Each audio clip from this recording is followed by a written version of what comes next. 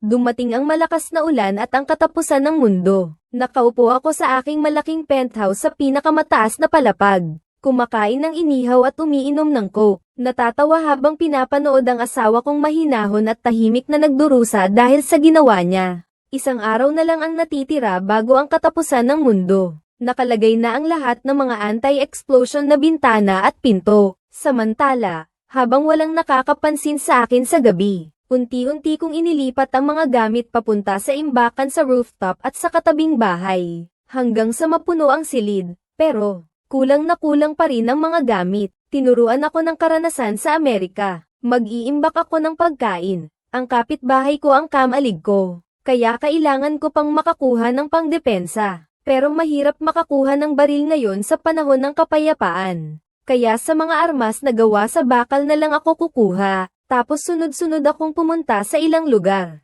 Inilikom lahat ng paputok sa Magic City. Muntik nang mabaliw sa tuwa ang may-ari nang makita ang pera. Ate, ang aga pa naman ng bagong taon. Bakit po kayo bumili ng ganito karaming paputok? Para sa inaugurasyon, gusto raw ng may-ari ng pinakamalakas na paputok. Sa kalye, palakas ng palakas ang ulan. Diretso ang takbo ko.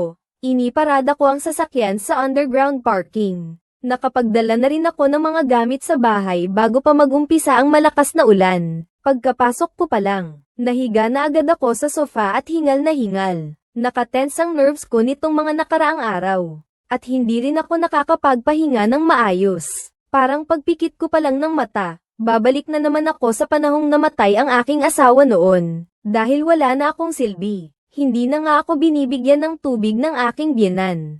Magkahawak kamay sina Shen Zillian at Hao Buju, magkasintahan. Mo Wanwan, tunay na pag-ibig namin ni Zillian. Kahit ikakasal ka na ngayon, pero sana'y pagpalain mo pa rin kami mula sa langit. Pagpapalain, aba, ihuhulog ko kayong dalawa sa impyerno. Kinabukasan, nagising ako dahil sa tunog ng notification sa cellphone ko. Naka-display sa taas ang timbang ninyo na 50 kilo. Ang timbang. Saglit ko lang naisip at naunawaan ko na. Nakakonekta ang cellphone ko sa digital weighing scale sa bahay. Basta may tumapak at tumimbang. May notification agad sa cellphone ko. Hindi naman gaanong payat ang asawa ko at ang biyenan ko. Ang tanging taong posibleng tumutugma ay si Shen Zillian na palaging pumupunta sa bahay namin. Naisip ko yun, kaya naman agad akong tumawag. Binabati kita, Hao Buju. Kahapon, ang sabi mo pa naman, malinis ang relasyon ninyo. Tapos ngayon, magkasama na kayo. Di ko napigil ang itaas ang kilay ko. Sa kabilang linya, si Hao Buju ay nagpipigil ng galit. Mo Wanwan, anong pinagsasabi mo? Wala kaming relasyon ni Bai Lian. Malinis ang konsensya namin. Ganun ba? Sino ang gumamit ng aking timangan? Kung hindi ako nagkakamali, nasa kwarto iyon, di ba? 5:30 na ng umaga. Hindi ako naniniwala na may mabuting babae na pupunta sa kwarto ng isang may asawang lalaki ng 5 ng umaga para lang tumimbang. Tama nga ang hinala ko. Narinig ko ang boses ni Shen Zillian sa kabilang linya. Ate Wanwan, patawad. Kulog at ulan kasi kagabi. Natakot ako ng sobra dahil mag-isa lang ako sa bahay. Nag-aalala lang din naman si Kuya Bugo kaya niya ako niyaya na doon na lang matulog. Pagkagising ko kanina, parang ang laki ng tiyan ko. May timangan naman pala sa kwarto kaya tinimbang ko na. Huwag ka nang magalit, umismed lang ako. Ang gagaling ninyong dalawa. Ang linaw pa ng pananalita ninyo kahit nagsisinungaling. Ibig sabihin ba'y kayo lang dalawa ang magkasama sa iisang kwarto kagabi? Comfortable naman ba ang higaan na pinili ko, Miss Shen? Sa kabilang linya, nagalit sa akin si Hao Buju. Sabi niya, ang pag-iisip ko at walang klaseng ang pananalita ko. Maliit lang naman ang bahay. Wala nang matutulugan si Bai Lian kaya't sa iisang kwarto na lang kami natulog. Para kaming magkapatid ni Zillian. Hindi kami gagawa ng ganoong bagay. Ginamit na naman ni Hao Buju ang inosente hindi natitinag, ang taong mabuti payapa na argumento. Parang nakita ko na tong eksena na to sa isang teleserye. Ano, dali-dali ko siyang pinigilan. Oo nga pala, basta wala naman ako sa bahay. Hayaan mo na siyang matulog sa kama sa kwarto. Gamitin na niya ang asawa ko. Sa kabilang linya, Narinig ko ang pag-iyak ni Shen Bailian at ang pagmumura ni Hao Buju. Aba, babae ka pa naman. Wala ka man lang ba kahit kaunting pakikiramay? Sinasabi ko lang naman ang mga ginawa niya. Pero, bigla, narinig ko ang isang sigaw mula sa labas. May sumigaw na umabot na raw ang baha sa unang palapag. Binuksan ko ang kurtina. Madilim ang langit, parang may malaking butas. Buhos na buhos ang ulan. Sa lupa, umaapaw na ang tubig ulan hanggang sa mga bahay sa unang palapag. May mga lumulutang na bangkay sa tubig.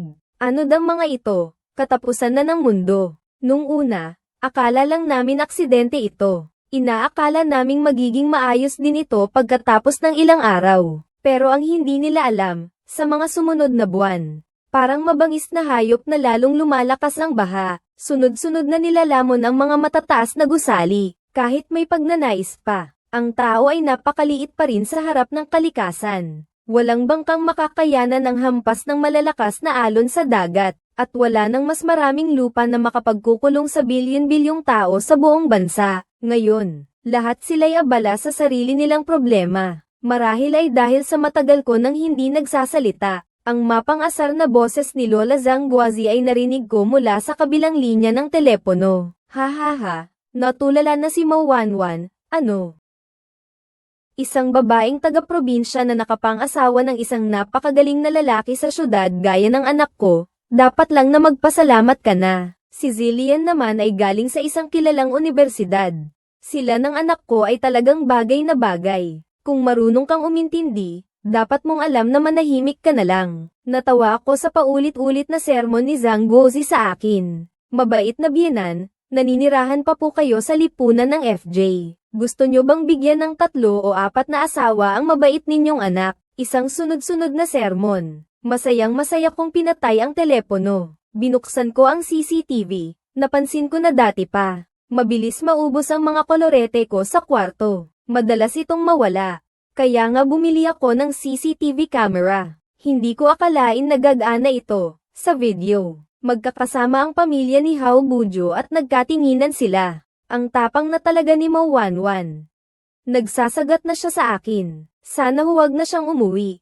Ang biyenan ko ay panay ang sermon. Samantalang si Hao Buju naman ay inaaliw ang nagpapanggap na api si Shen Bailian. Sabi ko pa sa biyenan, magluto na agad. Dati, ako ang abala ng abala. Sila naman, basta may damit na maisusuot at pagkain na kakainin lang. Pero ngayon, si Zhang Guozi, para siyang kitty-kitty sa kusina. Tapos sumigaw pa siya ng malakas.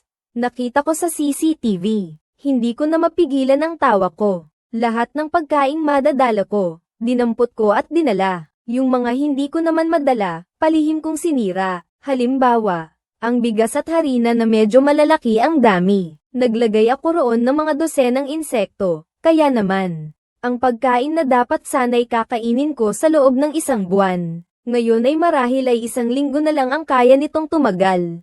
Siyempre, hindi rin naman ako nagpabeya. Samantala't nagsisimula pa lang ang katapusan ng mundo.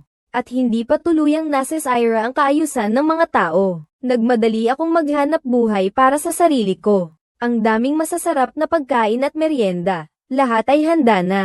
Masayang-masaya akong kumakain ng inihaw na manok at umiinom ng lemon tea. Sa CCTV, hinalughog ni Zhang Guozi ang lahat ng mga kwarto. Pero wala siyang mahanap na ibang makakain. Hindi ko naman kasalanan yun. Sinasabi nila na hindi healthy ang mga snacks kaya hindi nila ako pinapayagang bumili. Kaya wala na ngayong kahit anong pagkain sa bahay. Wala nang nagawa si Zhang Guozi. Kaya naman humingi siya ng kaunting gamit sa mga kapitbahay. Mabuti na lang at simula pa lang ng katapusan ng mundo, may natitira pa silang pagkain. Humingi siya sa buong gusali, at nakakuha nga si Zhang Guozi ng 1 buwang supply ng gamit. Nakita mo ba ito, mahal ko? Ngayon, may pagkain na rin tayo. Nagpicture si Zhang Guozi at ipinagmalaki sa akin. Sinabi ko naman agad. Simula pa lang ito, wala silang napapansin sa kahalagahan ng pagkain. Pero habang patuloy ang malakas na ulan, mauubos din ang mga supply.